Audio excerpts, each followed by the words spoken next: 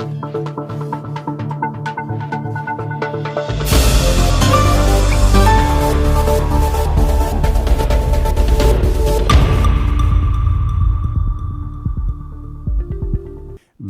ritrovati dalla redazione. Monfalcone, esplicite richieste di natura sessuale accompagnate da molestie e minacce da parte del suo superiore, una donna quarantenne piombata in una spirale senza via d'uscita. Il prezzo da pagare sarebbe stato il licenziamento.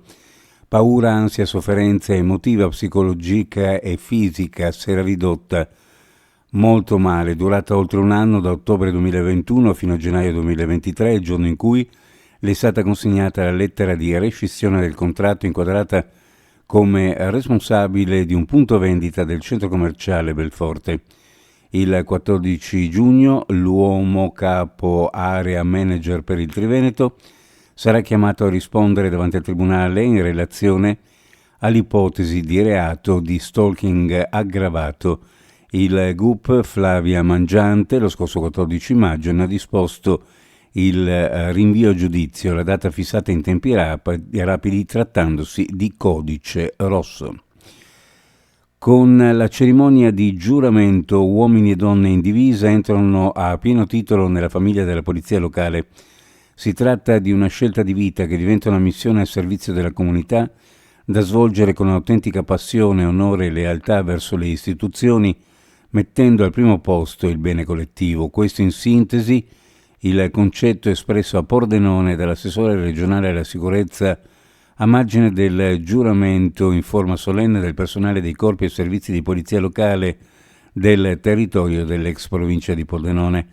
Nell'occasione l'esponente della Giunta ha ricordato il ruolo della Regione che attraverso i finanziamenti consente alla polizia locale di poter disporre di attrezzature e tecnologie all'avanguardia, così come sempre l'amministrazione regionale sostiene i percorsi formativi necessari allo svolgimento della professione, perché l'asticella degli obiettivi da conseguire e delle aspettative dei cittadini è giustamente elevata.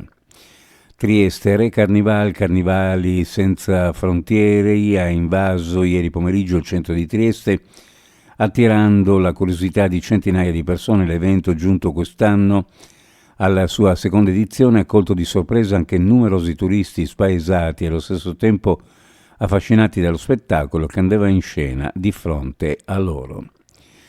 Nei primi 3 mesi dell'anno le presenze turistiche nel territorio di Latisana sono cresciute di oltre il 4% rispetto allo stesso periodo del 2023.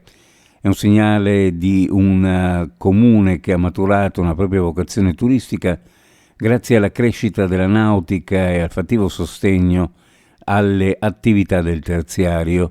Lo ha reso noto l'assessore regionale alle attività produttive, intervenendo all'inaugurazione della stagione estiva d'Aprilia Marittima, rilevando come non si tratti di una crescita estemporanea, ma di un trend ormai definito e frutto di una precisa programmazione dell'ottima sinergia tra amministrazione regionale, comune e operatori locali. Sport, calcio, finisce 1-2 il Benevento, passa ma la Triestina sfodera una prestazione d'orgoglio e tecnicamente eccellente davanti, molto meno in difesa, che è stato il tallone d'Achille della stagione. Non è servito passare in vantaggio dopo 3 minuti con Malomo, non sono bastati i pali di Redan e Vartainen, oltre ai 2 dell'andata. Il Benevento favorito vince e passa il turno dei playoff, onore ai campani, ma i triestini hanno lottato e la serata verrà ricordata anche per questo. Uno sguardo alle previsioni meteorologiche per la giornata: cielo da poco nuvoloso variabile, con la possibilità del pomeriggio di qualche locale rovescio temporalesco, più probabile sulle prealpi e sulle zone orientali.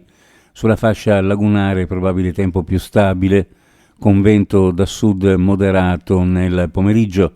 Temperature minime in pianura fra 10 e 13, massime fra 23 e 25, sulla costa minime fra 14 e 17, massime fra 20 e 22 gradi centigradi.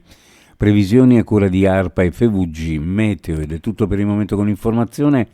Grazie per averci seguito, alla più tardi.